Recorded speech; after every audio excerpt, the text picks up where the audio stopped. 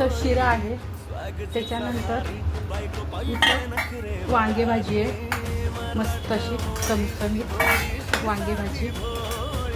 त्याच्यानंतर इथं कटाची आमटी आहे, छान अशी आंबट गोड तिखट. त्याच्यानंतर आमरस आहे आपला. अक्षय तृतीया म्हणजे आमरस हवा. पुरणाची पोळी आहे, पण ही कमी तेलाची करायची, कारण आपण आमरस बरोबर करतोय. त्याच्यानंतर हे मस्त असं आपण केलेले उन्हाळ्यातले कुरडई, पापड वगैरे.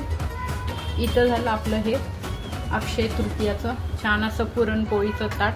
आपला मगाशी भात विसरला होता ठेवायचा, पांढरा भात. तर इथं झालं आपलं अक्षय तृतीयाचं छान असं ताट पुरणपोळीचं मस्त.